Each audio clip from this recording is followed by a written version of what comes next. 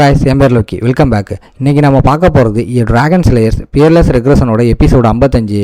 Episode 54 miss பண்ணவங்க ஈஸியாக watch பண்ணுறதுக்கு லிங்க் டிஸ்கிரிப்ஷனில் இருக்குது, செக் பண்ணிக்கோங்க. ஸோ வீடியோவை ஸ்கிப் பண்ணாமல் ஃபுல்லாக வைப் பண்ணுங்கள். அப்படியே போகிறதுக்கு முன்னாடி லைக் பட்டனை தட்டி விட்டு நம்ம சேனலுக்கு சப்ஸ்கிரைப் பண்ணிக்கோங்க. சரி வாங்க, டைம் வேஸ்ட் பண்ணாமல் இப்போ கதைக்குள்ளே போகலாம். இந்த இன்வெஸ்டிகேட்டர்ஸ் இங்கிரிடை அரெஸ்ட் பண்ண ஆர்டர் போடுறாங்க. பிடிக்க வந்த ஆளுங்களை பார்த்ததும் மாப்பிள்ளை நாம் சிக்கிட்டோம்னு இங்கிரிடுக்கு புரிஞ்சு போச்சு. டெல்ஃபாவோட ஸ்பெஷல் ஸ்குவாடு இவனை டார்கெட் பண்ணிட்டாங்கன்னு கன்ஃபார்ம் ஆகுது. இப்போ டவுட் எல்லாம் மாறி அஃபீஷியலாக கேஸ் ஆகிடுச்சு. இதோட இந்த எபிசோடு முடியுது. எபிசோட ஸ்டார்டிங்லேயே அந்த ஒயிட் ஹேர் வில்லன் எனக்கும் இதுக்கு எந்த சம்மந்தமும் இல்லை, என்னை எவனோ மாட்டி விட்டுட்டான்னு கதறான். ஆனால் இன்ஸ்பெக்டர்ஸ் எங்ககிட்ட ஆல்ரெடி ப்ரூஃப் இருக்குது, உன்னோட உருட்டெல்லாம் இங்கே வேணாம்னு கெத்தா சொல்கிறாங்க. எவிடன்ஸ் எல்லாம் பக்காவாக இருக்கிறத பார்த்து தன்னோட வேலை முடிஞ்சதுன்னு புரிஞ்சுக்கிறான். நம்ம பயத்தில் தன்னோட செல்வாக்கை யூஸ் பண்ணி மிரட்டுறான். நான் ஒரு வார்த்தை சொன்னால் மொத்த டெலிஃபோனும் எனக்கு சப்போர்ட்டுக்கு வரும்னு சீன் போடுறான். அவன் இப்படி ஓவராக சீன் போடுறதுக்குள்ள நம்மளால ஒரே அடியில் அவனை கீழே தள்ளுறான். அவன் கீழே விழுந்ததும் நம்மளால அவன் மேலே ஏறி நின்று ஆல்ரெடி கொடுத்த வார்னிங்கை நீ மதிக்கலைன்னு செமகத்தா சொல்கிறான். கீழே கிடக்கிறவன் இன்னும் தன்னோட கனெக்ஷனை யூஸ் பண்ண ட்ரை பண்ணுறான். ஆனால் நம்மால் உனக்கு தைரியம் இருந்தால் உன் ஆளுங்களை வர சொல்லுடான்னு சவால் விடுறான்.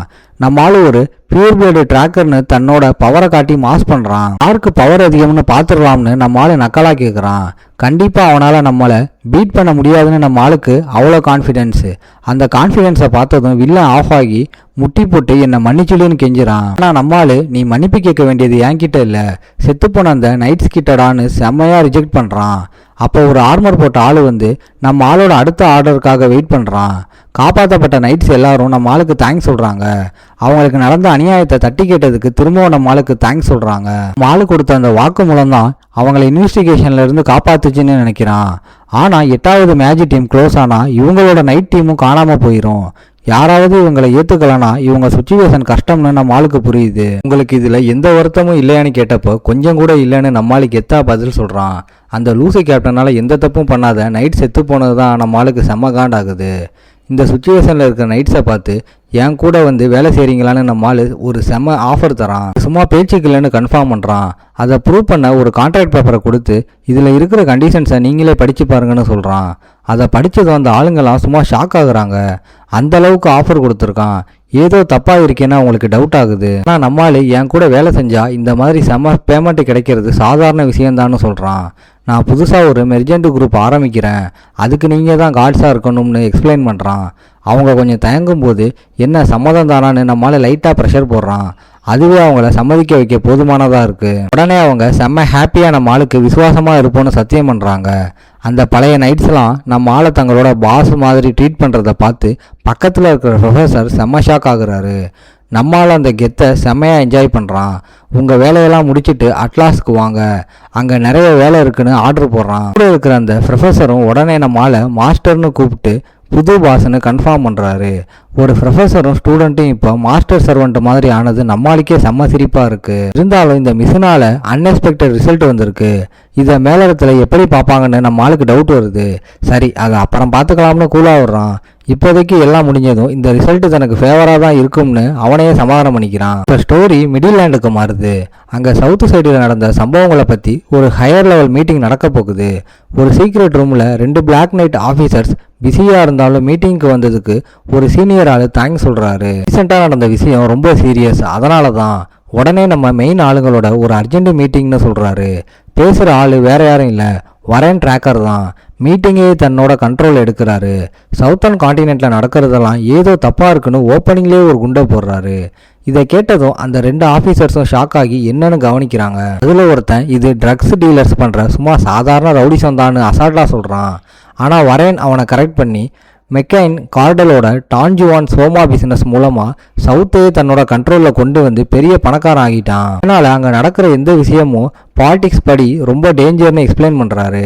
உடனே அந்த இன்டெலிஜென்ஸ் கமாண்டரை பார்த்து இவ்வளோ பெரிய விஷயத்தை எப்படிடா கோட்டை விட்டீங்கன்னு டான்ஜுவான் ஆல்ரெடி செத்துட்டான்னு வெளுத்து வாங்குறாரு.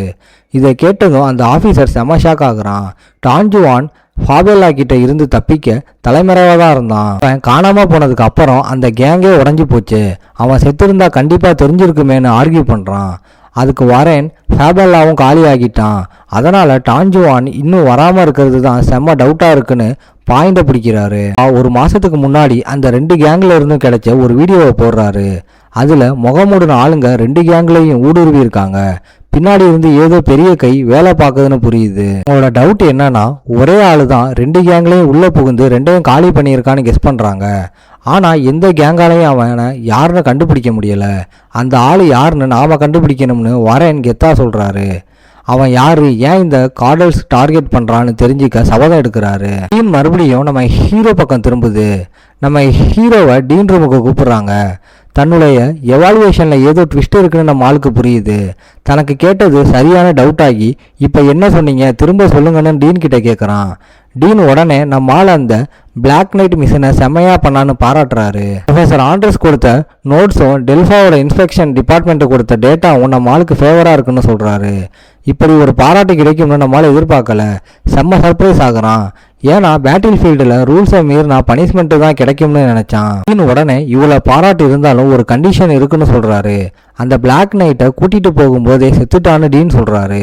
ஆனால் உண்மையிலேயே அவனை உயிரோட விட்டதே நம்ம ஆள் தான்.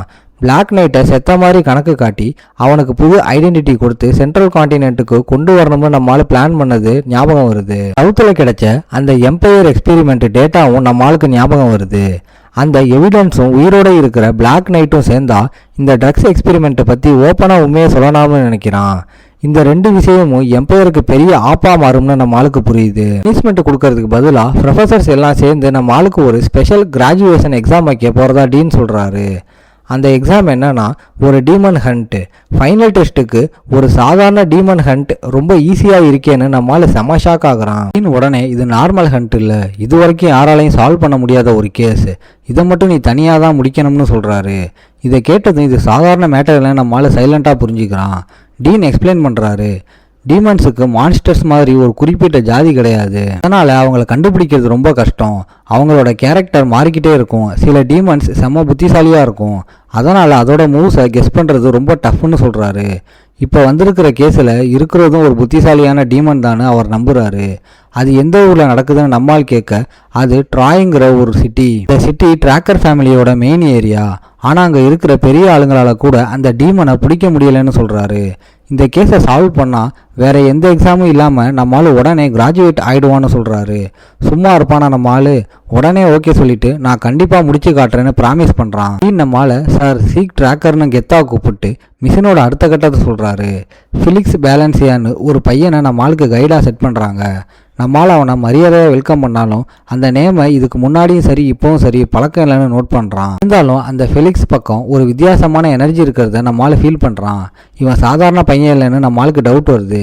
நீ ட்ராய் ஊருக்காரனான்னு நம்மளால் கேட்க, ஆமாம் நான் அங்கே தான் பிறந்து வளர்ந்தேன், ஒரு ஸ்வாட்மேன்ஷிப் கில்டில் ட்ரைனிங் எடுத்துட்டு அட்லாஸ் கார்ட்ஸில் ஜாயின் பண்ணேன்னு ஃபெலிக்ஸ் சொல்கிறான். ஃபெலிக்ஸ் பேசுகிறது நார்மலாக இருந்தாலும் நம்மளால் கொஞ்சம் உஷாராகவே இருக்க முடிவு பண்ணி இன்ஃபர்மேஷனுக்கு தேங்க்ஸ்ன்னு சொல்கிறான். அப்புறம் 2 பேரும் ஒன்றா ட்ராய் சிட்டிக்கு கிளம்புறாங்க. அங்கே போனதும் லோக்கல் ஆளுங்க நம்மளால் செம்மையாக வெல்கம் பண்ணுறாங்க. அவங்க நம்ம ஆளுக்காக தான் வெயிட் பண்ணிகிட்டு இருந்ததா சொல்கிறாங்க. ஒரு பியூர் பிளட் ட்ராக்கர் இங்கே வந்திருக்காருன்னு அவங்களுக்கு செம்ம பெருமை. நம்மளும் கெத்தா ரெஸ்பான்ஸ் பண்ணுறான். உடனே மேட்டருக்கு வந்து இங்கே என்ன நடக்குதுன்னு டீட்டெயிலாக சொல்லுங்கன்னு கேட்குறான். லோக்கல் ஆளுங்க சொல்கிறாங்க, சில வாரமாக இங்கே நிறைய பேர் காணாமல் போகிறாங்க. முதல்ல ஆடு மாடு தான் காணாமல் போச்சு.